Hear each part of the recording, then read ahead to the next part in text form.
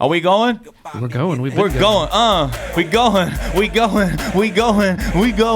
going. All right, here we are on a Monday morning. This is the first time we will be video recording this shit fest of a podcast. We got some special things going on today. To my right, I got Tomato Slice. In front of me, filling in for DJ Nice is the young boy Manny. I think DJ Nice is probably butt naked in a ditch somewhere, hungover, waiting on the Carolina tip-off game. He did the Dreamville Festival and the Carolina game because he's a fucking super duper fanboy of both. And the special guest for today, we got my man coming all the way from Atlanta, Georgia. His name is Adrian. Adriano. That he goes by the Margarita Messiah, AKA, and he also goes by the Black Amigo. Yo, what's welcome up? to Okay, the podcast. I got to do the intro right. Right. Just got to do a shout out to my boy T-Pain, Napa Boy Radio Podcast. My name is the Black Amigo. Black Amigo, AKA the Margarita Messiah, AKA Rap Game Bill Murray. Ooh, the rap game Bill Murray? Yes, it's been there for years. I like that one. Yeah. Ooh, I can get my T-Pain on real quick if I need to. I don't need no T-Pain on my shit though. All right, here we go. So, first question: where were you born? Where was I born? Yes. I just like to confirm and Yeah. Born. Where were you birthed? I'm that guy. San Francisco, California. San Fran. And how long was you in San Fran? Damn, that's a great question. When was the Olympics in Atlanta? 96. 9 years. 9 years. Yeah. Did the Olympics bring you to Atlanta? No, my bitch ass stepdad. Shout out to his bitch ass stepdad. All the stepdads. Yeah. No, my bitch ass stepdad got an engineering job in '95 before the Olympics pulled up. He married my mom, and then we moved out to Atlanta because shit was booming at the time. This is before Atlanta was like Atlanta. They didn't even have highways at the time. Damn, that's right. They just really had nothing but like dirt roads, red clay, and then they just heard like Outkast's first ever single out at the time. So it was kind of like a really weird time. It was an exciting time. Because it was like, oh, Atlanta? Oh, you got the Olympics? Okay, good job, buddy. Yeah. Like that's what it felt like. And then all of a sudden it just grew from there. Like I've watched Atlanta grow. It's almost like there's a higher power that knew that Atlanta was going to blow up. Yeah, and I was there at the inception of that shit. I would say inception because, of course, they had Freaknik. They had all the other shit way before I got there. But they didn't talk about that shit. Well, I was too young at the time. They didn't really know about it. But I mean, you heard about it, you talk about it, you drive by, you see it, but you don't.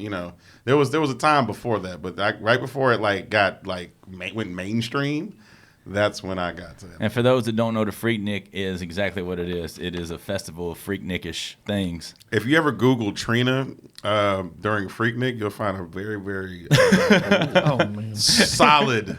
Get it on the screen, Scream Man. Get it on the screen. It's got to be there somewhere where she's like bent over with a cop like spreading her cheeks. Ooh, damn. Yeah. I mean, she's the baddest bitch. Well, Did you say a cop spreading her cheeks? Yes. Oh, man. Yeah. And if I'm not mistaken, it was definitely a cop. It wasn't a cop. Video. And Luke was playing in the background. It was probably an off-duty cop. It had to be something. But I know it was up there. And was he embracing it? She was. Oh, she was. Okay, that's all that mattered. I mean, she had to pull over that ass too fat. Are you serious?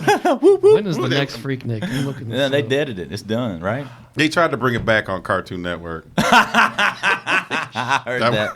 Yeah, I heard they tried to bring it back, but on Cartoon. No. Actually, real shit. Like, no lie. They tried to bring back Freaknik several times, and every single time, if you're a native Atlantan, you're like, fuck this shit. If you're from Atlanta, that's not Atlanta. Fuck that bitch. Anyway, I like Umbrella. I'm sorry, I'm just talking shit.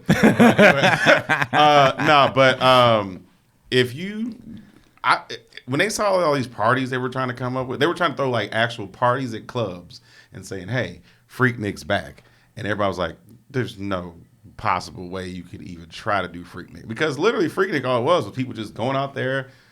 All right, we're out here in the middle of the street. Let's just get it down, and then that's just what it was known for. It was like. And then they try to control it, and the shit. Yeah, right. it's just they try to like with any party. The rave they try to bring them everything. back. So there was like no official producer or anything. It was just a thing. I mean, if you know, you know. Carnival. If you knew, you knew. It was like the old school rave days, but in the Yeah. streets. outside. If you knew, Man, how do you knew. know about this? I know about everything. I'm a fucking genius. Yeah, Roche was like probably there. Yeah, I was there, 8 years You old. could probably smell his finger. Yeah. It's still there. All right, so then you stayed in Atlanta, graduated high school, you did a little bit of college, High school, college was an interesting story, but I'm not gonna go in that deep. Oh, we're Why going to go not? into that. Oh, we're gonna go deeply. We gotta go deep. I can explain in 30 seconds. So college, when I graduated, My deep is usually Where about did you 30 go to seconds, college? too. okay, I didn't start there, but I finished there, Georgia State University, All right. And what'd you graduate with? bachelor's in criminal justice. Word. Ooh. So yeah. Right. Yeah. You know what I'm saying? Like what? So how did you learn to apply that criminal justice degree? I didn't. Good. All right. Awesome. Like I did. I think on a relational level. Yeah, like what can I get away with type shit? Or what can I know how to investigate when you bullshit me? Right. Yeah, I like got you. because initially when I went there, I was like, you know what, I want to like be a detective or work for investigations on some level. And then you found out they was State or federal investigating level. you, and you was like, whoa, what's the conflict of interest, Pretty dog? much. And then they were just like, yeah, you have to like have 4.0 GPAs and You was like, run 3 miles in 3 minutes. And I was just trying like, to- I'm just trying to get in good with the weed man. Shit, what are you talking about? kind of. It eventually turned into that, and I thought about it, and I said, you know what? I am not. No, nope. It's just not. No. And Nope. No. You know what it was? They were like, hey, look. So if you want to go that route, you have to join the police department. And you was like, And my thing was, it was like, okay, so here's the thing. I went and traveled at the time to, what was it, Cali? And I went to see other criminals. Yeah, you see them out all the time anyway. But Manny Uncle was there. damn, probably. Shout out to Manny's uncle. Was he in Atlanta? No. Nah. Oh, okay, but he was just like, okay, never mind. No, it was like, so they have other like city governments around Atlanta. Atlanta's just it's not Atlanta, whatever. So they have like Sandy Springs, Cab, Gwinnett, Peachtree. Peachtree City, which is like some weird spot southwest going down like 75, not 85, 75. But anyway, so no, not 75, 85. I'm sorry. But anyway, like I would go to some of these other city governments, like Sandy Springs or whatever, which is a rock and throw away from going to a city government in Atlanta. Right. Yeah. Then it's, And I started seeing like, okay, their pay scale was higher. Mm-hmm. They only work, the days they work were way better. The city of Atlanta's like how the schedule and how they was working shit is just ridiculous. Like they're getting paid like barely minimum wage. Like and working at the time when I graduated, you know what the freaking salary was for a cop? Let me guess. I'm gonna say $32,000. Yes. Yep. Damn. Mm-hmm.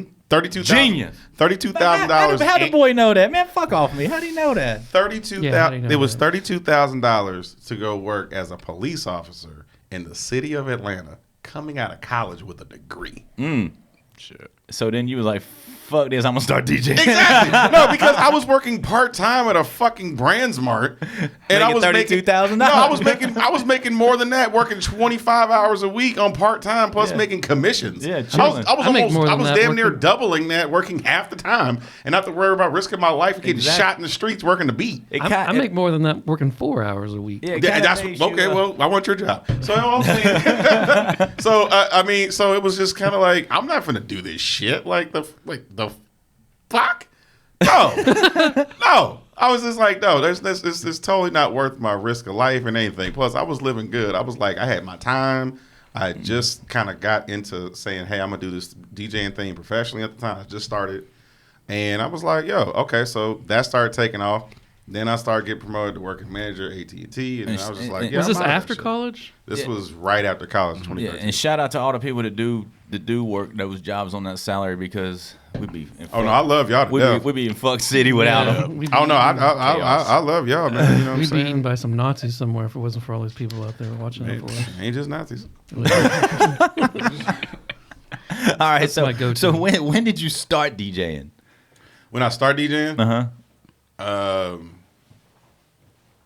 That's a good question. When did I want to start DJing, or when did I actually start DJing? No, like when did you get like the first shit to DJ with? Oh, I can tell you when. shout out to DJ Technology from V103. It was the January 1st, 2014. Damn. And you just went right into the fire with it? No. No? I can tell you exactly what happened. Okay. DJ Technology actually loaned me, like I said, he was working a lot of hip hop shit. And at the time, when I first started, all I wanted to do was just EDM in the house. I didn't want to do shit else. I was like, I don't care about that. I know I grew up on hip hop. I grew up listening to golden era hip hop, all the early 2000s and it was also 2014, so that EDM shit was really booming. Oh yeah. It was hard. But all the other shit prior to was heavy. Yeah. You know what I'm saying? So I grew up in that environment. I got called gay in college for listening to like the experimental neo shit. I got like, let's go. Oh, you listening to that? Yeah. Oh, before that one, it was that Closer song. Yeah, Closer. Yeah, that shit. Yeah, that. I got called gay a lot too for cutting hair. You know what I'm saying? Like, I got called like the F word because I listened to what they called gay boy music, which was trance. Right. Which wasn't as popular, you know what I'm saying? This was all in college. Yeah. And Georgia State is like. This is in 2014. No, this was actually in 2000. No, he's saying while he was in college. While I was in college, I was already listening to a lot of this music. I was inspired by it. Oh, okay. Yeah. I didn't actually make the leap or transition. Still, this is in the 2000s. Late 2000s. Yeah. Yep. I can name names, but I won't do that. Man, I live in a bubble that I don't understand. You very much so live in a bubble. I don't understand how there's that kind of hate against. Well, Georgia State State is considered what they call it a PWI, but it's really like a what the fuck? Like does my head PWI mean? A predominantly white institution. Predominantly white institution. Yes. Well, so the white boys was calling you gay? No. Super gay. Here's the thing about Georgia State. If anybody look, if you know, you know. Georgia State has gone through some massive transformation. So I don't even know like now, but back then, between 2006. I graduated in 2005, took a year off, and I went to Auburn, tried to walk on, didn't work. Go to South Carolina, go Gamecocks. That didn't work. Went back home and was like, hey, I got to figure out something because I'm like a year behind from graduating, and everybody else is like. You're trying to walk on playing football. Yeah. Yeah. But I jacked up my right shoulder really bad, and they was just like, you've had like 3 surgeries in 4 months. I'm good. I'm like, just throw me out there. Like, whatever. He's like, nah. I'm trying to get my 5th one, dog. You know what I'm saying? You know what I mean? Like it was bad, but it was. They was like, no, you can't do that, and that kind of was like a dream shattered at the time. But I was like, you know what? I'm about to do something. So let me go ahead and try to, get this brain working and not thinking, not try to just, sit hut. You know what I mean? Like, so I said, hey, I'm going to just go to Georgia State. Plus I was like, hey, they're starting a football team. Maybe I could go walk on there. And that was a bad idea. Right. So I was like, all right. So went there and started the summer of 2006 and stayed there until 2013 because I took 2 years off. And then you're done. So back to DJ Technology. How did you start DJing? Oh, so again, yeah, we got totally off track. That's what happens. Yeah, I'll do that to you, by the way. Yeah, nah, that was definitely my fault, for sure. Oh yeah, by the way, shout out to Georgia State, just all my peoples out there, because I know they're gonna be watching and listening to this. And it is like a non-HBCU, right? If you know, you know. I started DJing when I met DJ Technology at a house party with Africans there. And I was literally got done listening to Swedish House Mafia like on repeat before I got there. Because I'm like, leave the world behind you. Yeah. I had to leave it behind in the car because they was not listening to the party for sure. But the Africans wasn't trying to pull up on us. Who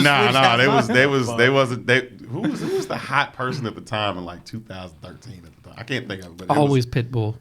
He was kind of hot there, but no. I'm talking about African. That's a tough one. I guess it would have been techno. Was probably. You know who was experimenting with it at the time? Major Lazer. Yeah, but it was like dance hall, fusion type shit. Yeah. You know what I'm saying? So, but it kind of it was rubbing off with a lot. Like the first one was like Mr. Easy, ain't that his name? Yeah. And Techno and DeVito. Yeah, but they weren't popular here yet. Right. Or if they were, they weren't like if they you know what I'm saying? Like Afrobeat didn't really like slap here, mainstream yet at the moment. Yeah, so probably Flexicon. Yeah, Major again, this is Lazer, 2013, end of 2013, 2014. I literally, I got my degree. I was trying to at a crossroads in my life, and it was just kind of like, dude, well, this degree is not gonna fulfill me. Yeah. So I said, hey, why don't I told myself this? I looked at myself in the mirror. I was like, hey, look, I think you should just go for it. I feel like you got the school shit out the way. You have a lot of people graduated, they were like, 22, 23. Yeah. Still very, very young in retrospect. And so it was like, hey, you got to take a fucking chance. Yep. Just That's go right. for it. Yep. So right. I'm 26. It's the key to all this. I'm 26 at the time. And I was like, you know what? Like, I got to this. It's kind of like a do or die time. Like, I feel like I'm old enough to know the difference, but young enough to make an impact without, Yeah. Because sometimes when you're over the hill and you're trying to go up, it's like, you might as well just like surf this wave on the way down, you know what I'm saying? And then trying to go up. Just say fuck it. Yeah. But I mean, I was like, all right, so let me just go ahead and, fuck around and see if I can make something out of this. And I had no help. I just know I was like listening to Swedish House Mafia, I was listening to Avicii. I was like discovering house music artists, like people you probably heard of or never heard of all the time. Like it was a lot of that shit coming out because it was booming. It was like it was at a peak. Everybody was making like radio. House tracks. Yeah, I mean they were embracing. It was like the Rihanna. Oh my god, the it thing. It was Beyonce before the EDM bubble pop that everybody was talking about. Because now it's been popped and everybody's like, it's part of. It's like how hip hop kind of just fizzled out after 2006. Kind of not fizzled, but it kind of went through its phase where it was like really, really, really good. And then it just kind of hit to really marginal, bad. And then it kind of got back up a little bit with the new sound. Yeah, they had to figure it out. Yeah, they had to revamp the brand. Yeah, the big room shit was really, really was big for me. You know what I'm saying? What was the first gig? First gig? Okay, that's funny. First gig I ever did was. Okay, I'll tell you this. I'll go ahead and admit this. There was the first free gig and there's the first okay, so gig. let's do the first free gig. First free gig. Okay, I can tell you about this. That was complete ass. Most of them are. Yep. Okay, so the only thing I remember it was at this boutique. It was called the Atelier in Atlanta, and again, my boy Technology, he took me under his wing. I literally took him like to the side when I saw him at this African party.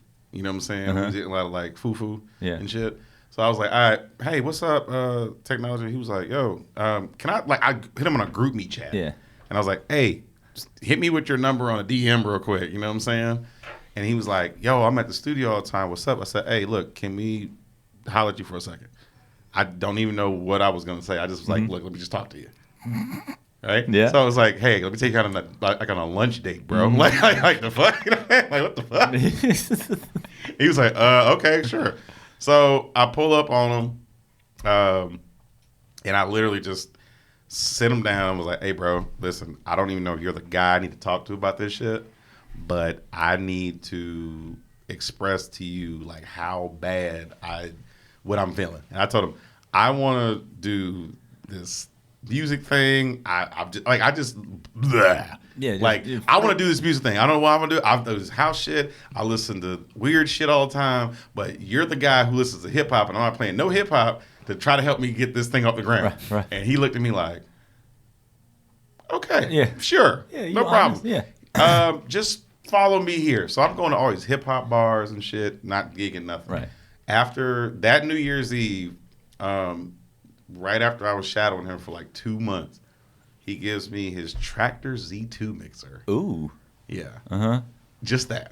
Tractor. A Tractor Z2 mixer. Yeah. That was my first ever mixer. He gives me that, and he puts it in front of me and says, hey, so I see you've been shadowing. I want you to go ahead and just use this and just practice. If I need it, bring it to me at a gig. You're going to be my lackey for a while. So you started on Tractor. Right. For sure. So I was like, all right, bet. So I literally had the mixer there, and then I had it sitting at this little like setup I had in my old apartment.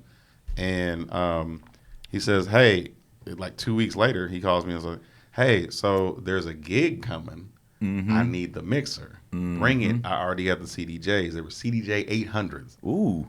Yeah. I still have those. He gave those to me. Damn. That's like they're just sitting in there like Not a like relic. he could sell them for anything. You can't really do shit with it. But at You the was same doing time, him a it's favor. yeah, Y'all no, take you these. can't do anything about it though. But at the same time, it's like it's a good reminder of where you came from. Yeah, you know what I'm fuck saying. yeah. So he brings it to Z2, and I go to this gig. Like I said, set up, and there's this one guy. I forgot his name, but he was, I guess, trying to DJ, but he was like older. Right. He's like maybe like late 30s, early. You know, not that I'm not in my late 30s either. Yeah. But he was like late 30s, early 40s, something like that. And he was like trying to DJ. I guess he did DJ before.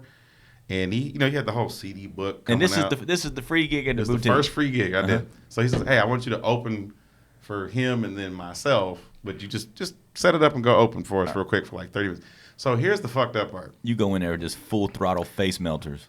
Oh, no. No, not even that. House music. I literally played nothing but the same Cascade house song for 40 minutes straight. What? Wait, what? Same. How? No, in a room full of black people who don't even know the first thing about Cascade. One song Yep. for 45 The minutes. It was same. the Atmosphere Redo remix. Was it a 15-minute long song? No, it was just I couldn't figure out what the fuck to do because after he gave me that mixer for You 2 never weeks, tried it I out. never even touched it. I just was happy to have it there. And then we're looking like, it's a cute little jig, but like, Glad you didn't get paid. You should have paid them. yeah, I really Should honestly. have played it off like, yo, I am Cascade. Yeah, dude. yeah. I'm trying to break this record. So, shout out to Ryan. Anyway, no, but it was bad. So I mean, I mixed up some other stuff, but the thing was like, I didn't mix it because I didn't know what the fuck I was doing. Right. I just was like looking the part, right? Like, yeah, okay, cool.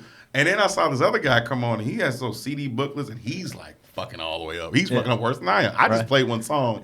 They were like, you know what? It is kind of like a sexy little. It was a boutique. I played one Worse. song really well for 45 minutes. In defense, it was a boutique, right? And the boutique had kind of like a sexy house vibe to it. You know what I'm saying?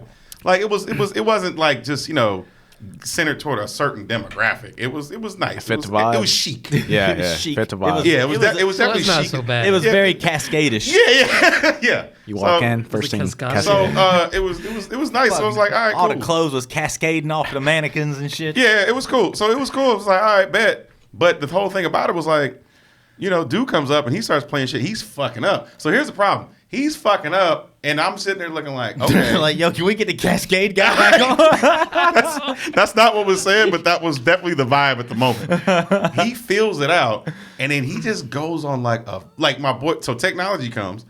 Technology comes through, and he's sitting there waiting. So he goes on like 15, 20 minutes. And as he's there, we're both listening, and dude's just like trashing it up. And then I don't know what happened, but the dude who owned the boutique was like, yo, throw Cascade back on there. Right? Called it. And so he's like, yo, can we put the little Samoan looking Cascade on? Like, whatever. I was like, yeah, sure. So the dude, but he gets pissed off and goes on this huge rant, and no offense to the guy, but he was just like, nah, man, you know what? I'm an artist. Yo, he's like, nah, fuck y'all, fuck all y'all some bougie ass motherfuckers out here. Da-da-da-da-da. I got neck cancer and shit. I ain't got time for this shit. That came out of nowhere. Just like, where did neck cancer come from? What? I remember that. He was mad. Yeah, I remember that part.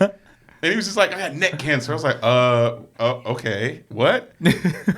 He gets off. He was like, okay. I slept Yeah, right. And I'm running the loop. And so I'm like, okay. So he's all pissed off, whatever. The music stops. Everybody's looking like, what's up? And I'm sitting there like, dude, and we're arguing. And he's arguing with me. Like, he's mad at me. And now you come in here playing all this little gay boy house music all the time. I said, dude, why does everybody keep playing gay boy house music? I still get it. Stop. I've been hearing this shit for I don't even know how to use the mixer. for fucking years, man. And you too? Yeah, he was like, yeah, son, neck cancer.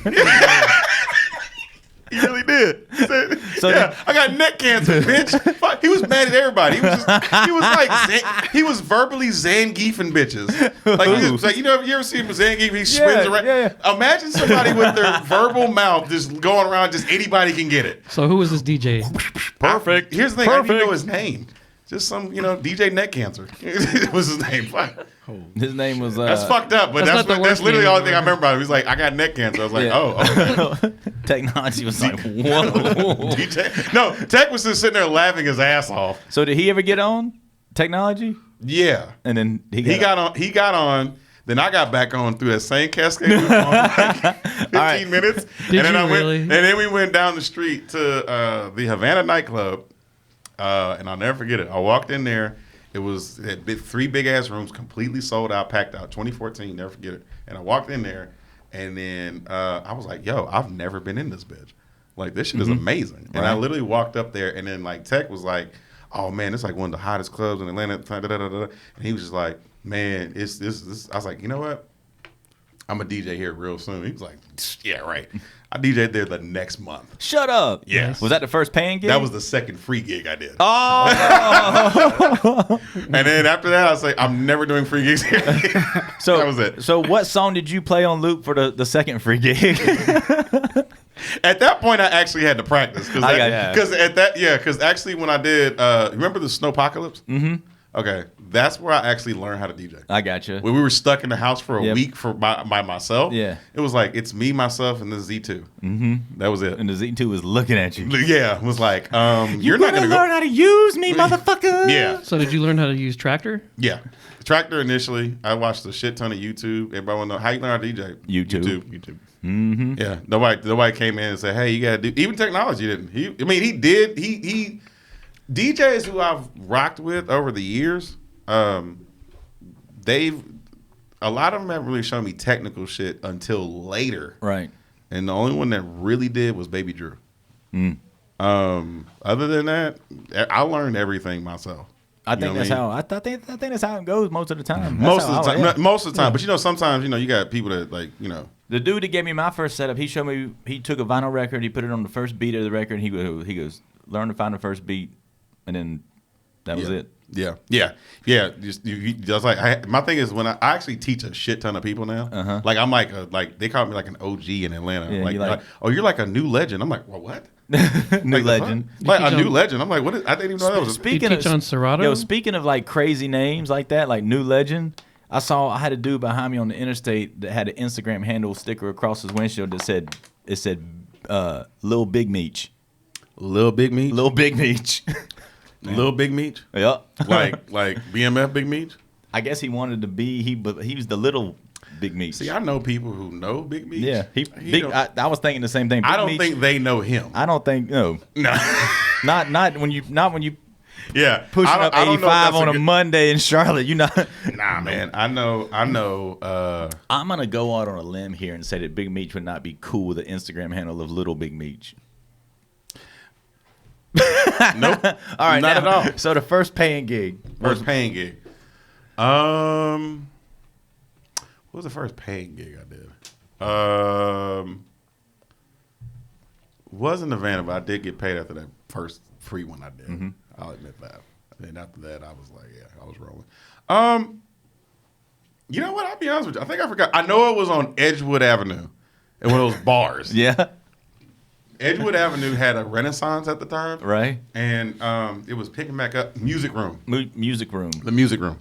How did you even get that gig? I was weird. They hit you up. They hit you up. Yo, we heard you got the cascade. Yeah. Word on the street. The street is you got the cascade. Yo, shout out to Matt Mira, by the way, man. That's a great dude. Cascade was definitely big. Cascade actually like really inspired me with a lot of his shit. Yeah, he's made good shit. Yeah. So I mean, I that kind of opened doors because of my fandom to a lot of things that I wasn't normally, like, because remember I told you I started wanting to do like EDM and house shit. So imagine. So I'm not gonna lie. When I first started out and I started getting paid, I was like, all right, cool. I was probably working for under the average at the time coming up. Yeah. But I was going to the hip hop mecca of the entire world at these clubs, and they want to hear hip hop, and I'm sitting there playing all the EDM shit. Right. Like, so I'm just. How did that go over? I'm just the black EDM for a long time, and I was like, and it got. That's what you wanted, though. That's what I wanted, though, huh? Was that your DJ name at the time? The black EDM guy. It was that was an alias. What was your DJ name at the time? The Black Amigo. Oh, all right, good. Yeah, I wasn't the Margarita Messiah until I started DJing frat boy white clubs, And like Ivy. and then what? They just toasted up your margaritas? No, there was another dude that came. Okay, so my hair was down like it is now, but it was like wet and sleeky. Yeah. So I looked like Black Jesus. Right. And I came in there and I was actually literally like, hey, you know what? It's nice out weather outside. It was brunch time on a Sunday. I was like, you know what? Let me get a margarita. Let me get a motherfucking margarita. And I was Fish like, bowl? okay. Fish bowl? It was like one of them like big ones. Like Yeah. it was bigger than an average, but so I literally got it and I forgot exactly who it was, but I know that there was a dude by the name of Rhett Diller, and he was standing right there, and he was with the other guy that said it, and he looked at me. He was just like, "Dude, you look like no offense, bro, bro. but you look like Black Jesus. Like you're like the Messiah." Yeah. And I was just like, Margarita "Yeah, man." Messiah? I sipped the margarita, and he was just like, "Dude, you're the Margarita Messiah." I love. And I was like, That's hard. I was like, More all right. more than likely, Jesus' skin tone was way closer to his and Manny's than mine and yours. Probably. So yeah, that's True. so I was like, a lot of this shit, my names, I just picked them up and That's ran how it with always works. Yeah, you don't you even can't. So I'm the make Margarita them up. Messiah. So it just caught fire. It just happens. Yeah. Yeah, and then of course I'm DJing it like you said during all these college football games. Like that's and- camera Zeus. yeah, exactly. With the good hair. Camera Zeus with the good hair. I told you had good hair. See? Like no offense, your beard is dry, but it looks flourishing. Yes. Yeah, you know what I'm saying? You Not got the dry, good hair, but like- it looks very like even. Like, yo, get the camera on. This motherfucker Yeah, beard you know all what I'm wiry saying? and shit. Yeah. Like, it's a Yes, beard. yes. That's a white boy beard all wiry. He has the wisdom grays Look in how it. full and luscious his is. Yeah, It's it is. perfect. I Yeah. can't And even he's grow shaking a his beard. head. Yeah. And Manny can't even grow facial like, hair. What, 16 You can't? over here? Hell no. Why not? I still can't Grows get in patches. I Really? I still Yeah. can't get a Oh. full. I was, Here's what you I was do. 23 years old before I even got any facial Here's hair. what you do. You don't have to eat pussy to get facial hair. Just let me just preface that But real you quick. do have to jerk off and rub it on your face. No, you do. Well, yeah, that's one thing. But you can also just take a bunch of Rogaine and coconut oil and just like mix it all up and just. That shit, yeah. Oh no! okay, Or you know what? 100%. Actually, don't take Rogaine. That's bad. Actually, do you have like a pregnant girlfriend? No.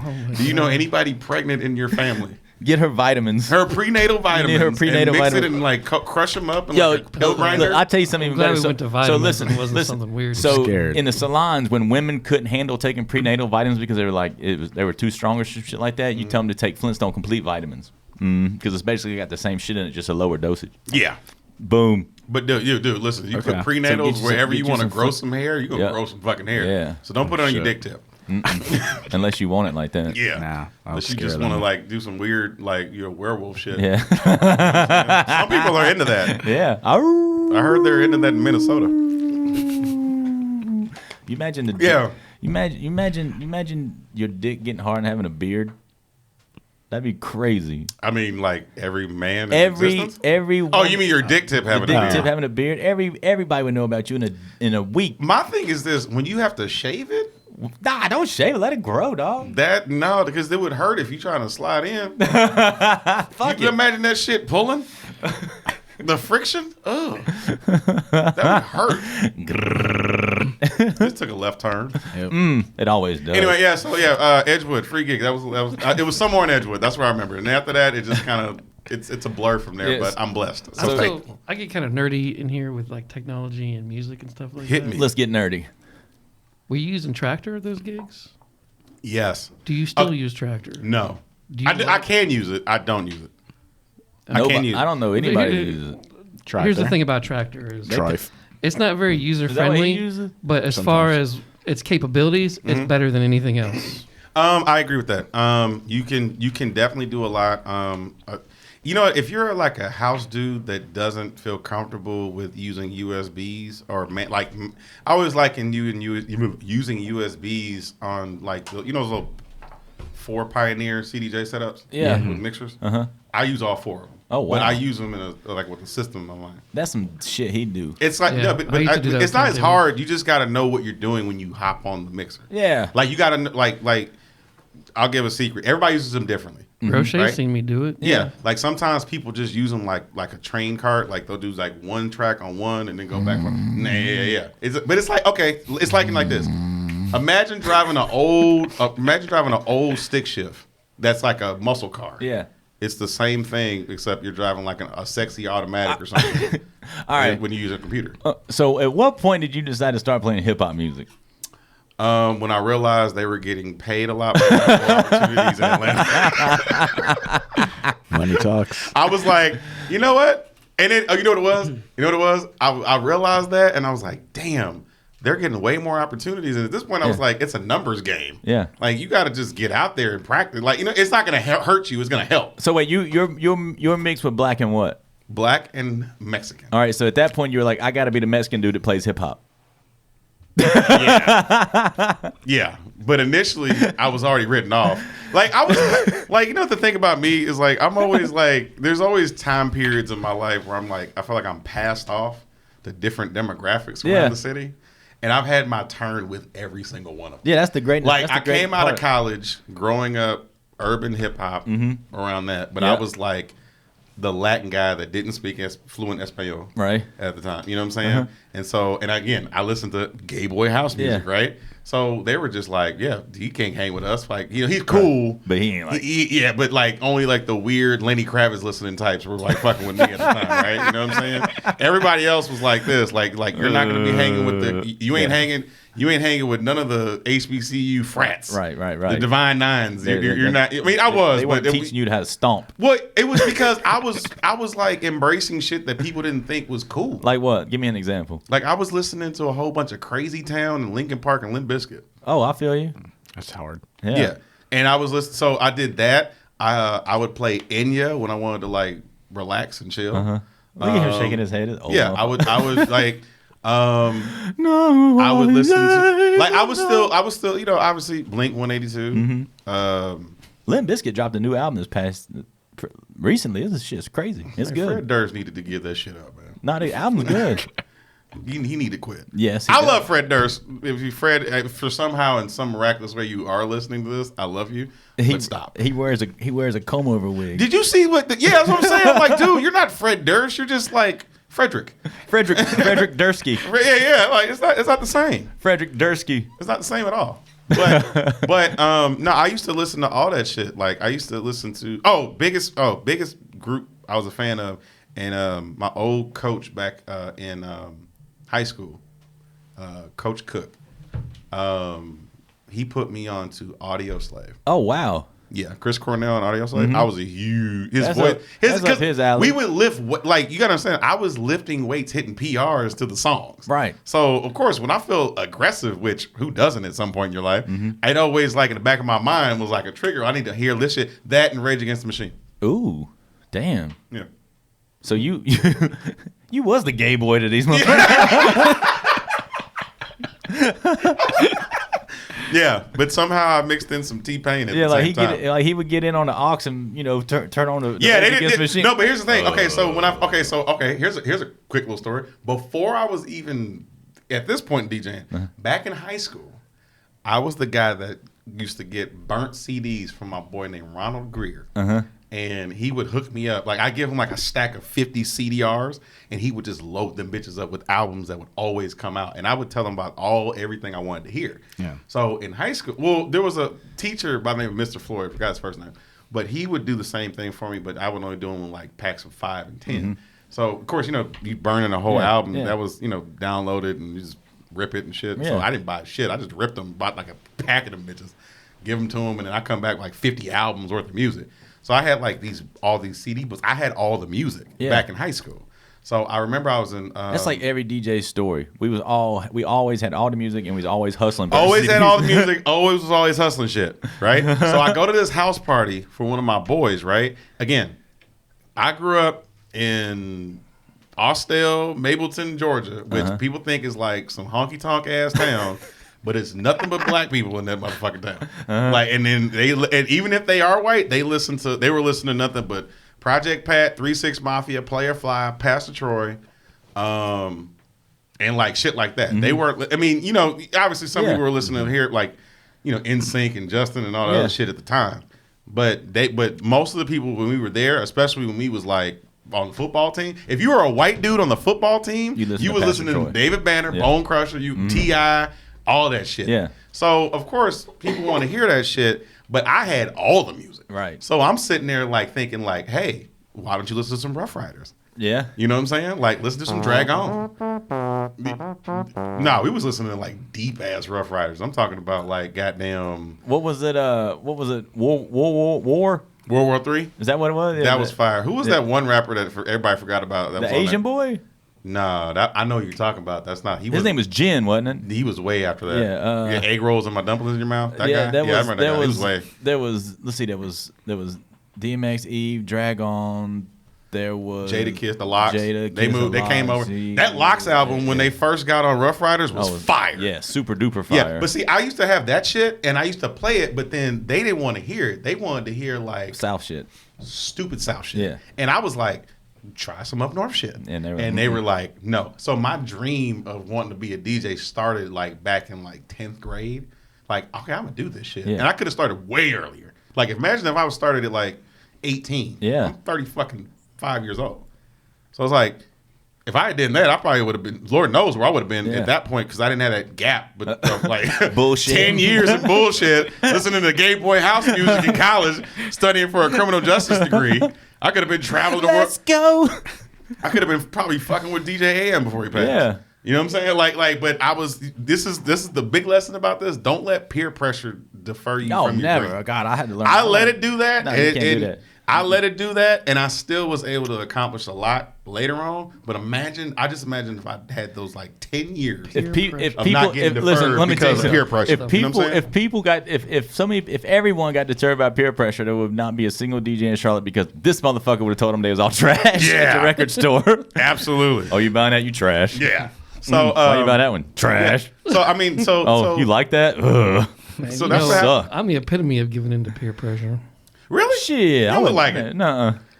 You look like you will tell a motherfucker off. Oh, don't get it twisted. He does that. Like, if he has like a couple of shots of J-Mo, he don't even need that. He just needs a motive. He just needs like something he doesn't agree with. I'm the king of not following peer pressure. Yeah. Oh, you want me to do that? Nope. Yeah. He thrives on being told what to do and not doing it. Yeah. All right. So now you working pretty steady down there in Atlanta. Mm-hmm. I'm trying to like figure out where the fuck we are. So, what was like the first residency? Like, what was the first place that said you can come here every week? Music room. Music room. Yeah. And then how long did that last? That lasted a good minute. Yeah. Not a good minute. No. It didn't last a good minute. Okay. The reason. Okay. So. Music room. Something happened. What happened? Well, the thing is, music room. Like, okay, here's the thing. You ever just do so much, you start looking back and it's kind of a blur, but you know how you started and you know how you ended. Yeah. That in between time is integral, but you don't really remember it as much. Right. Okay, so music room was known to house a bunch of events for people who were legends. Right. Like in what? Their respect. DJ Pierre, Acid House. Yeah, he had a whole residency there. I met him. He's a good buddy of mine. I met him there. Heroes and Villains started doing a techno event with Black Morris and before they were that, they were L.A. Riots. Isn't that the same people? Daniel. Yeah. But they were. They transitioned to like trap shit. They got off trap shit and were doing techno house music. At one point, they were L.A. Riots, like underground, and they were doing like the indie house stuff. Yeah, but they weren't. They were just Black Morris and Shout Seawell. But it was Black Morris and Heroes and Villains. I'm sorry, HXV. Yeah, that's when he switched it. And they started doing like I said, a lot of shit there. There was a couple other big events with some notable artists there. So what was you doing there? Chilling? I was just the new hot DJ on the block. Like, you know what I mean? They were just like, yo, he's dope. I actually did their headline their new. That was my first New Year's Eve gig. Right. That was at the time was. So what would you attribute? Like, how did you become the new hot DJ? What was you doing? Staying consistent, bugging people, being Right. annoying, just making sure I'm like there at all the time. Like, you know, hey, like I'll put it this way: I was working AT&T, being a manager, so I got to wake up and be there at like 8:00 in the morning and set up by open at like 10, and then we get done at like 9, close at 10. I'm already got clothes in the car, change out. I go straight to the club, stay there till 3. Ooh. Sometimes go to after hours at what's that shit called? It's the after hours off Beaver Highway. I forgot the name. I don't know. It's not Tito's. I can't think of. Not Don. I forgot what. Don Tito's. I don't know what the fuck. Listen, one time when I was down in Atlanta DJing, I didn't go, but everybody came down when we went to some after hour spot. Yeah. And my homeboy sent me a picture. Outside the after hour spot, there's a dude on the corner with a full white mink on and a king crown. Mm-hmm. And they got inside this after hours spot. Yeah. And they sat down and they was like, we need to leave. Yeah. And one of them was so fucked up, like he just propped up probably like right beside like the doughboy of the city, like, you know, super thug. Mm-hmm. And he's trying to like jump in a conversation with him, and everybody else is like, "Yo, we ain't supposed to be here, dog. We need to get the fuck out of here." Yeah. After hours is wild, man. Atlanta got some hot after hours, but they got that dope pizza spot. They're not anymore. Not anymore. It's gone. Nah. You know what I'm talking about? That one you and Charles went to the last time we were there. Hangovers? I don't know. It was a pizza bar. I got done DJing, then we went and ate pizza at some place. It was slammed. Yeah, I think it was. How the fuck do me and you meet each other? Neil. What's through Neil? Neil Jackson. Yeah, but I think you just hit me up. Yeah. Yeah. Virgo connection. Is that? Yeah, that's probably what it was. Yeah. It was like, oh, you know, it's a Virgo. Okay. Is Neil a Virgo? No. No? He's a Cancer. Ah, that makes sense because we kind of fuck with Cancer. Yeah, I think you just hit me and then you can't. No. You know what it was? Oh no, I know what it was. I knew of you through Neil, but then when I got booked through Vera at Merchant and Trade, you were at SIP, and I was like, oh, that's the homie Roche. He's like the bald white guy that's kind of black but not really black. You're talking about. So I was like, all right, we're gonna go fuck with him. And he was at SIP, and he was wearing Jordans with some like above knee short basketball shorts on right now, and I was just like, I aspired to be this guy. That was it. He looked mad comfortable and didn't give a shit about it. Whatever he thought. Literally. And I was like, this guy is my spirit animal. He's like the white version of me. I played the Yin Yang. What was it I think it was the Miss New Booty remix, and you was like, oh. Yeah. I was like, okay. Some Atlanta shit, Charlotte. Yeah, it was, yeah. And then it was just like, hey, what's up? I was like, what's up? We're homies now. I was like, all right. Yeah, it was that easy. Then I stayed at his house one time when I went down to Atlanta and DJ'd, yeah. Mm-hmm.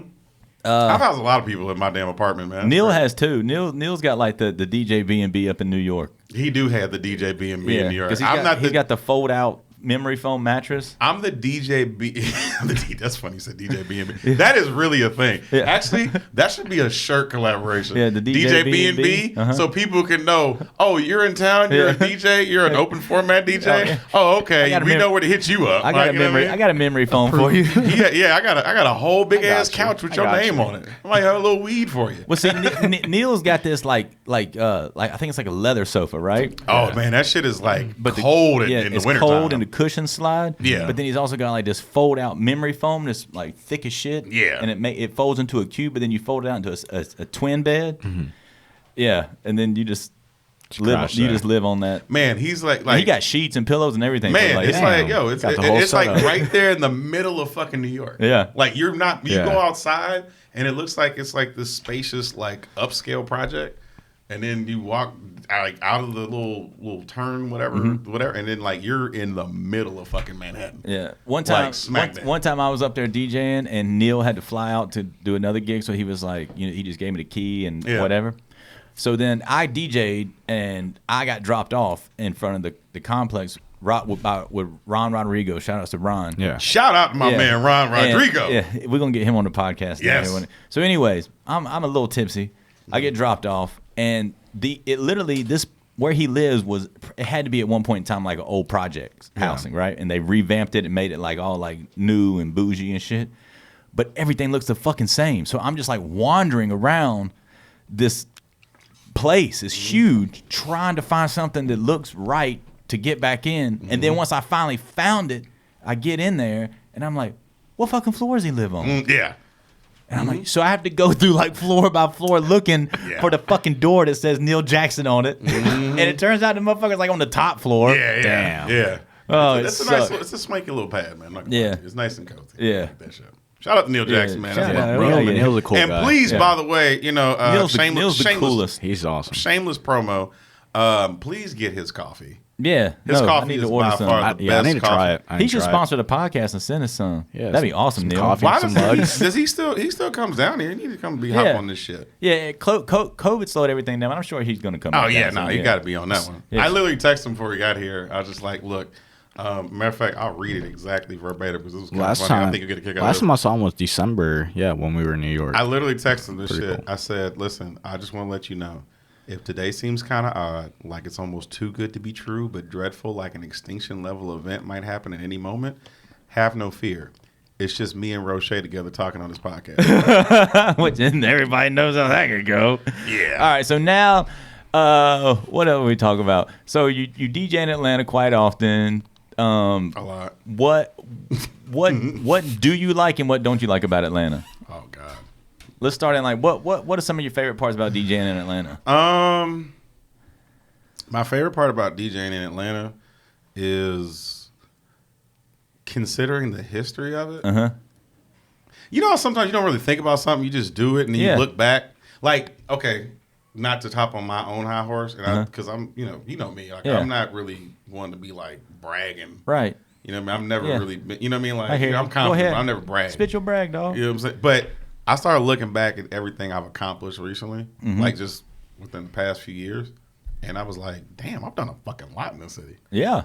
And I think what I pride myself on, what I love about it is that Atlanta is known for being the hip hop mecca. It's known, it's known for certain things. But it's got so much of the diversity as far as the club and shit. That's yeah. exactly what I was about to say. For what it's been known for, there's a lot more diversity that doesn't get highlighted or Right. get shined upon about what it does. And I think that there's a group there's kind of a group collective forming, like with a certain group of DJs, kind of like me, Drew, some new up and comers. Shout out to boy Aladdin, One Night Stand, Looney, Vatilla. By the way, I call him my counterpart. He's like my Dominican counterpart. His name is Vatilis. Vatilis? Me and him put a remix out for Gucci and Drake back in 2017. Dude is a engineering and production genius. Oh, sick. He's literally probably one of the best DJs I've ever met. He pushes me. He's actually pushed me through the years to be the best DJ I could be.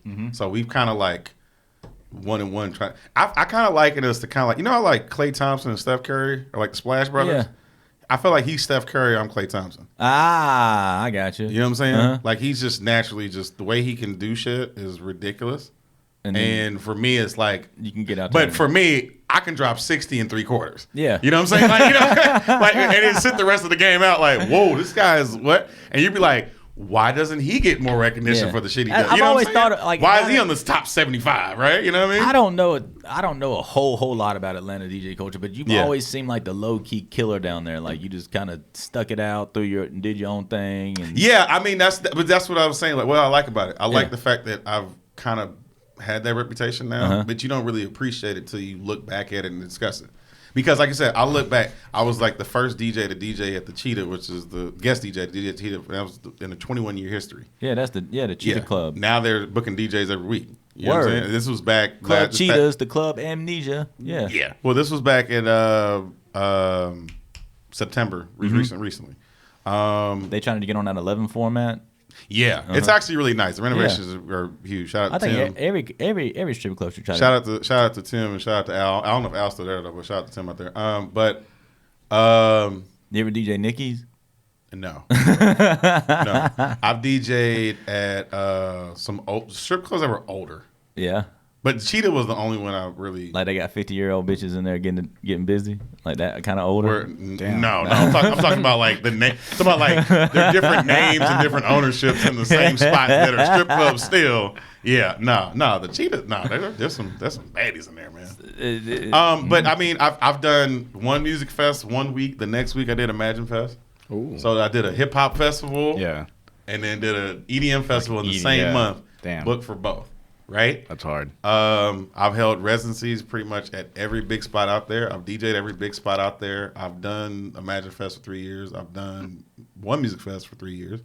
Actually, I'm actually going to do Imagine Fest for a 4th year coming up. Yeah. Shout out to Domi. She's going to be out there too. Yeah. You know what I'm saying? That's Imagine. Imagine Fest. Imagine, yeah. Yeah. A couple So I've done shows that. people- So let me ask you this: now that house music blowing up, are you still are they still call you the gay boy? No. No. They look at my nails though. and they're just like, really? I'm just like, hey man, I'm just whatever. You're like, black DJs in Atlanta. you were just ahead of your time. 10 years from now, That's what I'm. You know what? You know what's funny? 10 years from now, they've You know what's funny? Like I People actually, always hated their- I their appreciate it time. now because here's the thing. And you know what? One of my boys pointed out. He was just like, you know what's funny about all this? It was like people were talking shit about you. Like really, like cause some people like you said, you call them that type of shit. If they have no low constitution, they're not gonna be able to hang. Yeah. You'll just fold and give up. Like I did that in 10th grade when they were just like, we don't want to hear this shit, and I deferred my DJing dream for like 10 years. Damn.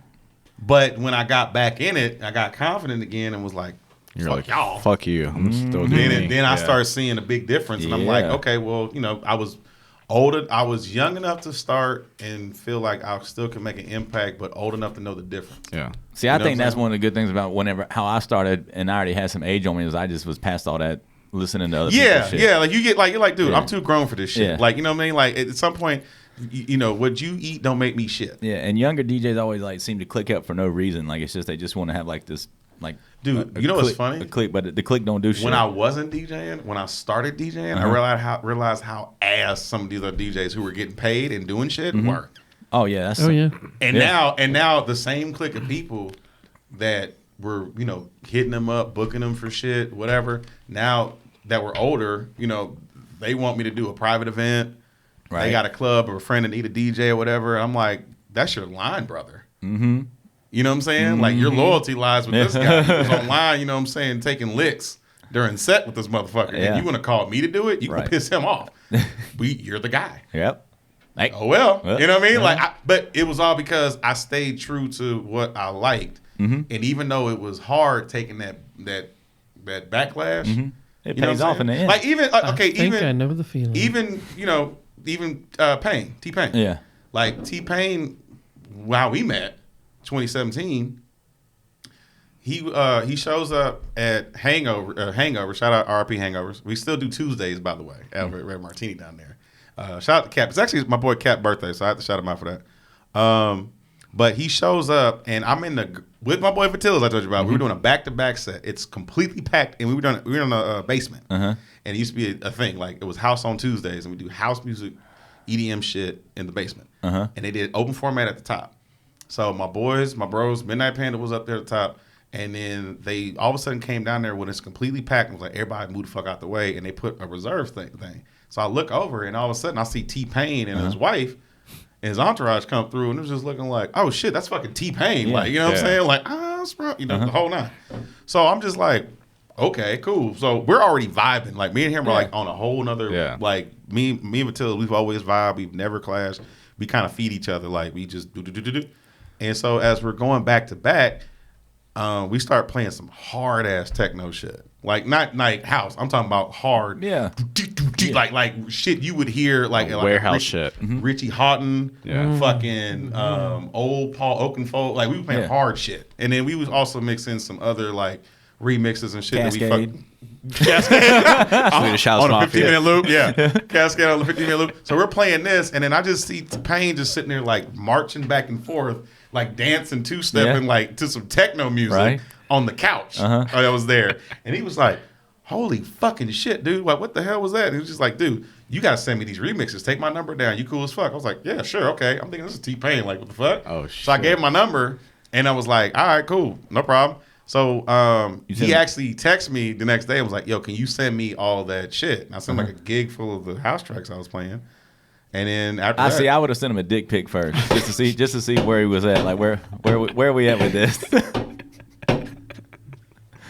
No, that's funny because because I did. honestly, I think he would find that actually funny as fuck. I'm not even gonna lie to you. He'd be like, "Yo, dog, why your dick tip got beard on?" But I it?" said, but you know, he hit me up and said to him, I was just like, oh, like he's not one of these like bougie ass Hollywood ass people that just, you know, he was cool as fuck. If He you was ever like, listen to a T-Pain interview, it's nothing. He's Yeah. trying to be cool at all. no, that's what I'm saying. So I was like, oh, like he follows up because normally like there's a couple, you know, cats that I've met that was like cool as shit, still And then- cool, but then like you text them a couple times and then that's they a gotta cool. change. That's a cool. They Front. changed their number Yeah. after like 2 weeks. That's a cool front. Like I know a lot of them. Shout too. out to Mike Will made it. Yeah. Yeah, you know, there's a whole lot of them today. Yeah, they, but they might. I think like they might be like saucy in the club and they like having fun and enjoying life, and then they get back on their like their how they how they feel like they need to be shit. Yeah. Like you was cool with just. nah, Payne ain't like that. But also, I Payne love knows- Payne because he's so self-deprecating with his interviews. Like he Oh, man. talks about his faults to a T. Oh yeah, no, he's yeah. I think that's why we click well. So you two met there. Yeah, we you met sent there. him a bunch of fucking crazy techno shit. yeah, And then y'all remixes and everything. But yeah. then y'all started like a friendship. yeah, Yeah. But here's the thing: we didn't really. We were cool. Like I just like Yeah. cool. Like all right, whatever. Did he live in Atlanta at the time? So, but he didn't.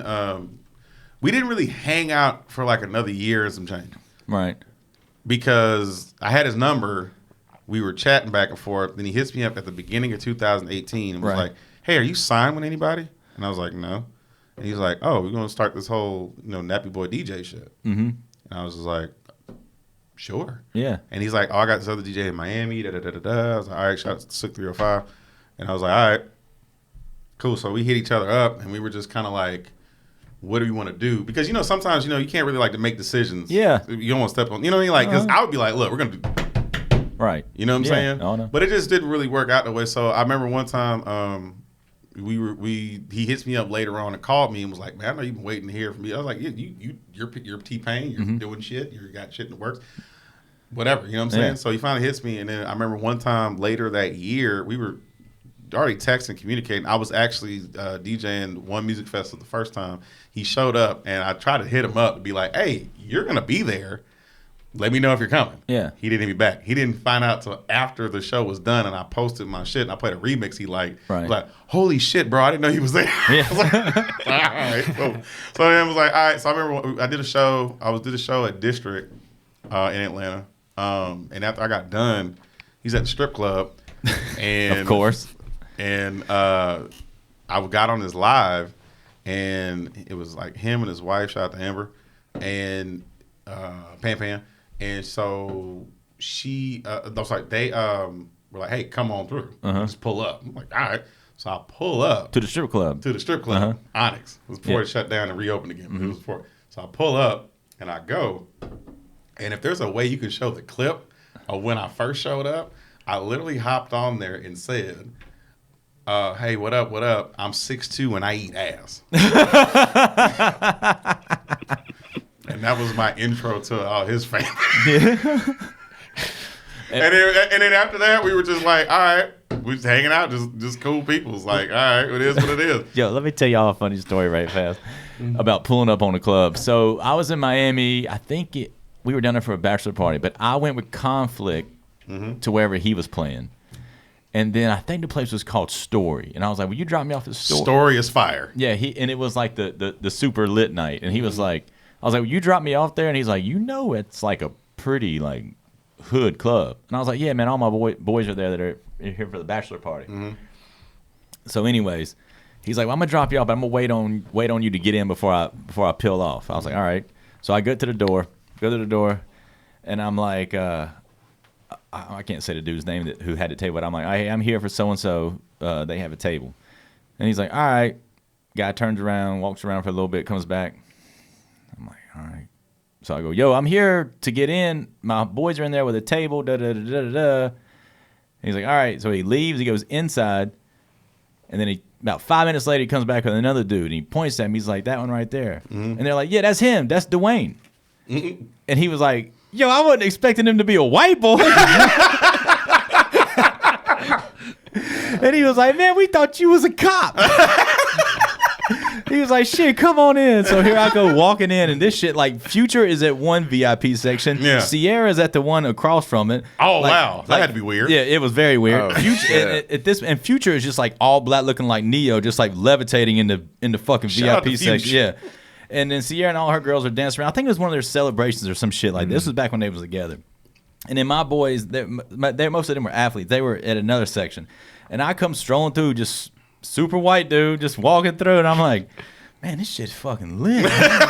Then I get to my section, and they just fucking trash. You know, one like, and you know the Chet D drop. Who the fuck is Chet D? You know that drop that you would hear all over Charlotte, like the DJs would play. Who the fuck is Chet D? Anyway, so this is where this comes from. I walk out to the, and this is back when I didn't drink. I'm stone cold sober.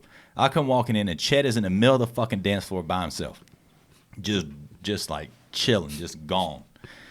And Stevie J was playing. And Stevie J had a who the fuck is Stevie J drop. And Chet just says to me, he goes, yo, I'm going to give me a drop that goes, who the fuck is Chet D? And I was like, all right, dog. I didn't say anything else about it. So then we get back in town, and I make the drop. And then whenever I start playing it in the club, and he's like, oh my God. And then then Chet would like be out partying, and he would like be like, yo, send the drop to so-and-so, so-and-so. Then DJ just started playing. It became like a little thing. This is all in Miami, right? This was all in Miami. But the best part was whenever they came out there and literally said, man, we wasn't expecting you to be a white boy. I didn't either when I found out your first name. I was like, Nobody oh, shit. does. That's like, Roche. I was like, Dwayne. the haircut clients would, my clients would come in for the first time, and they would be like, you are not what we expected. I was like, I know you was expecting a gay black guy, wasn't you? And they were all like, oh, yeah. Man, yo, Doug. Shout out, man. Yeah. Shout out, man. I actually, it's funny. I mean, I wanted him to do my hair for a minute. Not gonna lie to you. I can't get him to do my hair. Oh, man. So I got to pay like $100 somewhere to get Man, my no, hair man, done. this shit looks fire, man. You know what I'm saying? You look like a general manager for an NFL team. All right, look, let's go ahead. Okay, so we do a thing here. Y'all got any like follow-up questions? Wait. Well, let's touch on the T-Pain podcast. How did that come about? Oh, okay. So shout out, big shout out to. Let me go ahead first. I'll say shout out to obviously T-Pain. Shout out to my boy Wood. Shout out to Pip and Vanessa Fraction. And those are the current hosts. It's hilarious of the show of the podcast. And he has my favorite drink champs of all time. Like I think. No. Honestly, like no, not because I know him and because we're cool, but like hilarious. But that literally happened because we were, hanging out all the time, and I'm a DJ, and he would pull up. That's what they're saying. He would just pull up on me, like. But T-Pain is kind of like you in that world. He's like the like what's funny? People say we're kind of. They probably called him a gay like, boy, like and he's like me, but like more legendary with music and has more money. Because everybody tried to start, they were all trying to rap bars, and he was like, "I'm gonna fuck this auto-tune thing." And you know what I'm saying? Yeah. Like, but people say like our mannerisms are the same. I can see it. Yeah. Yeah. So I'm like the Latin version of that, in a sense, but not nearly as gifted. Not nearly as gifted when it comes to musical talent, certain branding ideas and everything. Yeah. The one trade-off I'd say that's different between both of us is just friends. If you stripped away the music and the genius and all that other shit from him, and if you try to compare, it's like he's not into sports. I'm huge into sports, so it's kind of like, you know what I'm saying? Like I'm a sports guy. He does. Yeah. He's like, I don't really. I'm the same. I don't watch. I could care less. Yeah. So, but I grew up playing golf. Yeah, but I'm a huge sports guy. So, but everybody says we kind of sounds like I kind of see it, but I don't see it. But whatever. But that's the homies. It just came about where he was drunk, and what's he drink? What's he drink? Yeah, what's like his favorite go-to drink? I can see you got the margarita it swirling. Changes. It's changed over time, and because he's a Florida boy, he probably drink brown. Tequila. He did. Yeah. It changes over time. You watch the podcast and you pay attention. It changes from like white wine to tequila. Yeah. Back to white wine. It changes. Just however he's feeling at the yeah, moment. but but ever since I've been with him, I've always been drunk on tequila. Without fail. We tried to get you some tequila. Yeah. Yeah, Really? yeah. Hey, man, that's some love, man. You know what I'm saying? Manny went to I two was liquor driving stores. around Charlotte. They have no They're tequila. closed. No, they're closed. Doesn't They're open until closed. 12:30. The liquor stores are Who the closed. fuck does Yeah. that? And I checked my bottle before I left, and it was empty. So Man, shit. I couldn't bring it. I'm not going to smoke Sorry, this man. I out tried. here. I'm not I going to tried. do this, but hey, I'm a weed guy right Yeah. here. You know what I'm saying? Shout out to DJ Teflon. That's the home. By the way, Teflon. I definitely know DJ Teflon. because I don't smoke weed, but I know when I walked in your apartment that day, I was like, this guy smokes weed. No, DJ Teflon is the homies, man. He has the Teflon case, man. Shout out to if you're a stoner listening to us, make sure you go to Teflon Case and order one. So we do a thing here, and we got to get to it because of time restraints problem. and shit. It's called This or That. Oh, Now I'm gonna ask you a question, and you got to pick one of them. There's no beating around the bush, politically correct. You got to go with one. Go. Okay. this is gonna sound crazy. And then we will kind of like elaborate on some of them. But like the main thing of all of it is you gotta commit to one of the options. Got me? Okay. All right, so let's go. Here we go. We got. That's a perfect song, by the way. Adriano Adriano. with the Black Messiah and the Black Amigo on the This and That. Black Moscato. You know what? I actually Remember when Moscato was popping? when I stopped drinking margaritas and then start drinking Moscato, it's gonna be the Moscato Messiah. The Moscato Messiah. Absolutely. The marijuana Messiah. Substitute your M words. Yeah, just anything with an M works. Eminem. Yeah, Eminem Messiah. All right. So number one, Waffle House or IHOP? Wahoo all day. Why? Because it's Waffle House. The fuck? Great wish. First of all, I don't want to eat nowhere where they can't fight in case some shit breaks. You know what I'm saying? Yeah. So, and by default on the job application, they literally put on there, can you fight? No shit. Look it up. Google it. Yo, listen to this. So we was in Atlanta actually one time at a Waffle House after a hair show, pissed drunk and eating. And of course we're dressed in all black, looking like a bunch of vampires. And the waitress was like, "Why are y'all dressed in all black?" And blah, blah, blah, blah. I was like, "Well, we did a hair show." Blah blah blah. We're signed blah. with Kanye. I was like, and she anyways, it got to the point where like I was like, I'm $100 a haircut, and she was like, "Why is your haircut so much?" I was like, "Fuck that, I'm gonna show you." Cut her hair in the back of the Waffle House. Wow, really? Yep. And then I also cut another woman's hair in a Waffle House in where one of my ex-girlfriends lived. Shout outs to Nicole. Her aunt's hair in the back of a Waffle House. Okay. And that's why it's Waffle House instead of IHOP. Yep. You can't do that shit in fucking IHOP. Damn. All right, so That's a story. All right, number two, Jeezy or Gucci? Come on, man. I need to know. I was thinking this is gonna be tough. Young Jeezy or Gucci? No, it's Jeezy or Gucci. Just Jeezy, not Young Jeezy. No. Okay, so Young Jeezy / Jeezy or Gucci, You trying to have or me- or slash You Gucci want me man. to die when I go back to Atlanta? No, That's it's what it's I- Young Jeezy / Jeezy or Okay, wait, Gucci man / Gucci. No, wait. Okay, time out. I don't want to fuck this up, but we're going to have to fuck it up. It's either, are we talking Young Jeezy or Jeezy? Or are we talking Fat Gucci or Slim Gucci? We're gonna talk Young Jeezy and Fat Gucci. Damn, that's a tough one. I'm going to go ahead and say Young Jeezy. Really? Yeah. See, I had you pegged on Gucci. No. And the reason being is because I asked you one time. I said, I respect and love Young Gucci. I respect and love Gucci Man, Fat Gucci, even Slim Gucci. But you told me like Atlanta fucks with Gucci harder for some reason, or is that just now? I think because mostly he's like Still more Atlanta? East Atlanta Santa. You know what I'm saying? Right. But I think also too the reason why me personally as a DJ is because Jeezy had a bunch of mixtapes out, Right. but Gucci like quadrupled him Yeah. with songs, and it's too much to digest for me personally. Doesn't take away from the classics, Right. And I also think just kind of from a more mainstream appeal. Not that it's a problem or difference, but for me, I think if I had to say I would have wanted to be either one, probably would have said I would have chosen Jeezy's career path than Gucci's. So what's like the biggest Jeezy song in Atlanta? The biggest Jeezy song? Shit, I mean, put on because it's Put on? Atlanta. Okay. Yeah, it's I was gonna say bang. no. No. I mean, you throwback hood shit. Yeah. You go to the hood party, yeah. I personally like Thug Motivation 101 Yeah. from off the rip. Right. Like that shit just comes in. Like when he first came with that album right there was probably harder than any Gucci album that's ever come out. Yeah, that's true. What do you Like think? not saying song because remember when they did So Icy together? Yeah. And then Gucci came out with like My Shirt Off, Wasted. Yeah.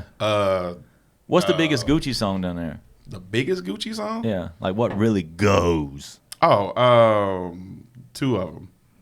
Is You Rolling? Bitch, I Might Be. Yeah. And I Think I Love Her. Yeah, the Susie. Yeah. Yeah. Yeah. Those instantly.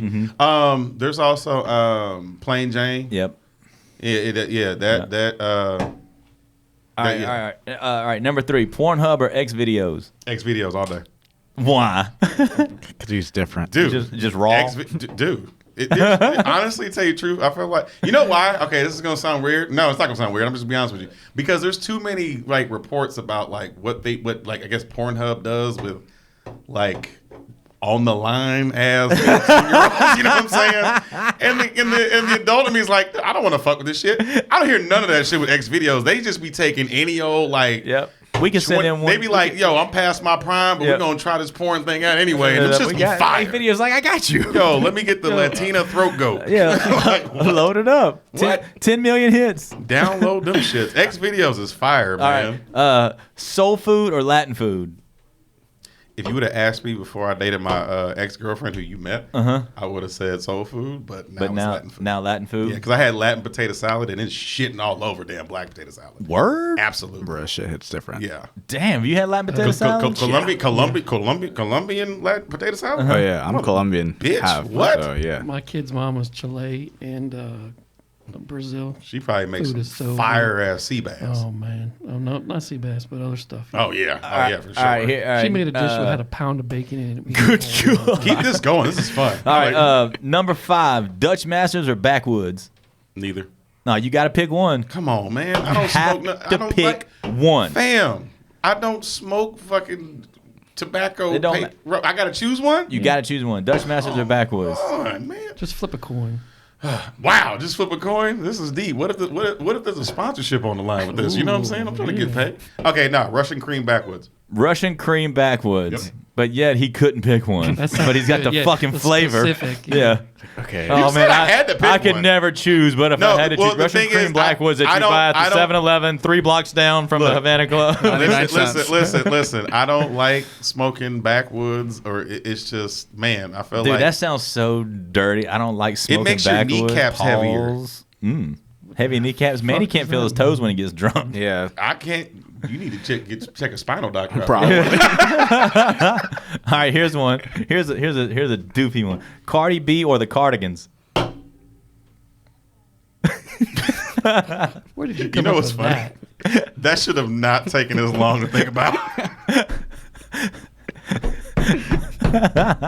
It should be a very cut and dry.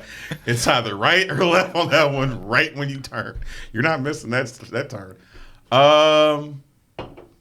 You know what? Cardi B. Okay. All right, this is one that we ask everybody, and this applies to the toilet paper in the bathroom. Over or under? You see what I'm saying? The roll. I know what you're talking about. Does the paper go over it, or does the paper go under? Over. All right. Okay. Still haven't found one. Because you gotta pull it. You gotta. Yeah, we still I'm haven't pulling it found like this. I'm not. Yeah, we still haven't I found feel like you gotta like. This, and if I'm trying to wipe my ass, that's just that little my hand motion could be reserved for some or something. Y'all ever wipe your ass and smell it? Be real. Not really. I do. Shit. You know what's funny? You ever wipe the your reason ass? why I paused on that one was not because I was gonna say yes or no. More so, I was just kind of like, You were like, oh, Roche. I don't know if I've been that drunk enough where I've done it before, so I'm not gonna say no, I haven't. But I don't do that. So No, I You ever haven't. wipe your ass and looked at it?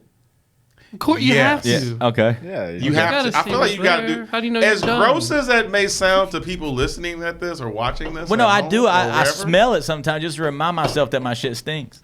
Okay, I think Bars. you should do that. What? I think you should do that for more colonoscopy reasons.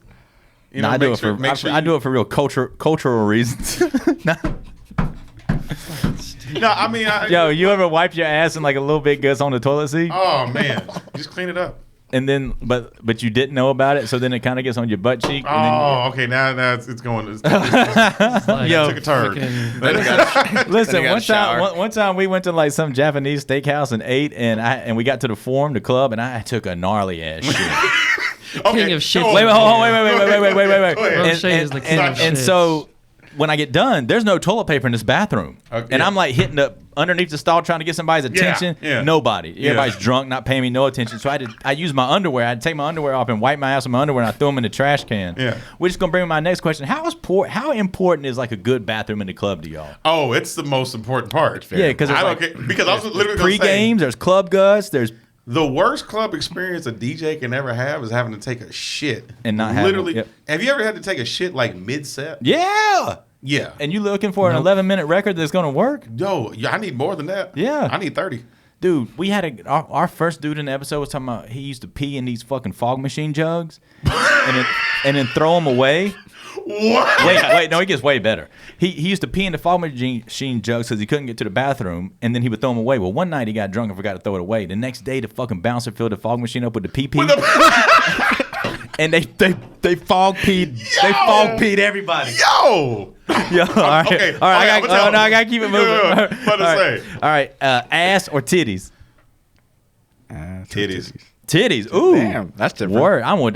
See, Titties. I'm titties too. I mean, I love me ass. Right, but titties is But cool. titties, I mean, Yeah. because you can find ass anywhere, but titties, it's hard to find some nice titties. It's not hard to not, because titties can be big or small. Doesn't matter as long as it's nice. Yeah. But there's a lot of women's, not that I'm judging, because, hey, I love all titties. Yeah. Like, honestly, I actually like the titties that look like they came out of National Geographic sometimes. Like the long titties. Or I like the titties that look like moon pies. with Moon pie nipple on them. titties? Yeah, moon pie nips. Look how stressed he's getting about the time. Fuck God, yeah, you're yeah. so Go nerdy. ahead, I'm sorry, go ahead. All right, Such a Rapid fire, let's go. All right. Number 9, red bag or blue bag Doritos?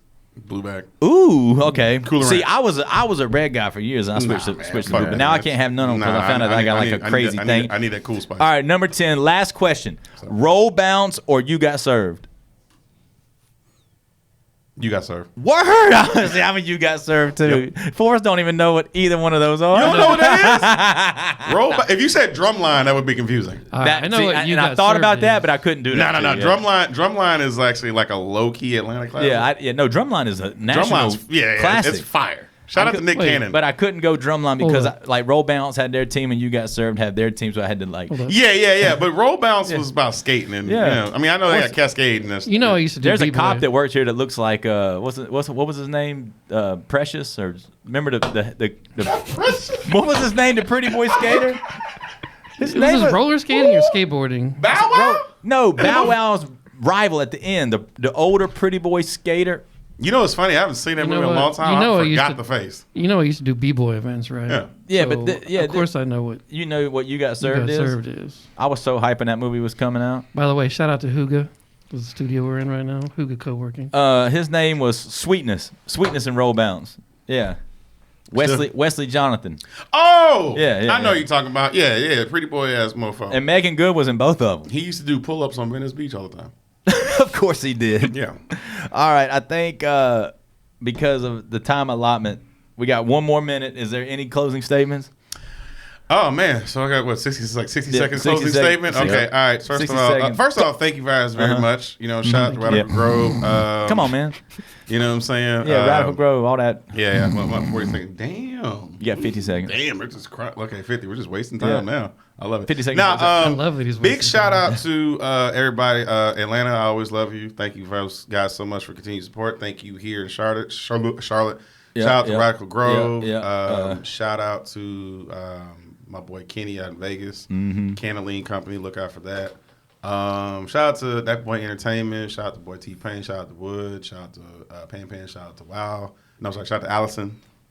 Alizé. Shout out to That Boy Radio Podcast fam, Vanessa Fraction, Pip, Chris, all them, Gate and everybody. Appreciate y'all for all the love.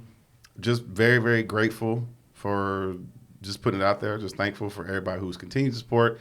Be on the lookout for the new Black Amigo merch coming out. I definitely got the website's coming out pretty much in like a couple weeks from today, whenever this airs. I'm about to go to a website meeting. Yeah. After this. Yeah. And then also just, stay tuned, man. I mean, I'm always coming up with shit. So follow the Black Amigo. I'm shadow banned, so you can't tag me, but follow me. So What got you shadow banned? Oh, real quick. I reposted an article from Bloomberg that said that cannabis can prevent COVID-19. And they were like, no. And they have me in review limbo, and I can't get tagged. They were like, Damn.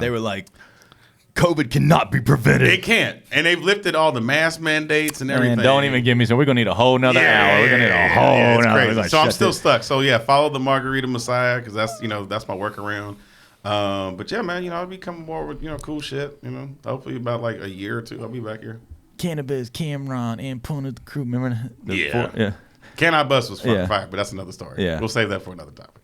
They don't even know. They don't even know that. Yeah. That's Cameron. that's the No, black not union. Cameron Cannabis. He was just, Can I Bust? but he had this song. He had this song and he dissed LL.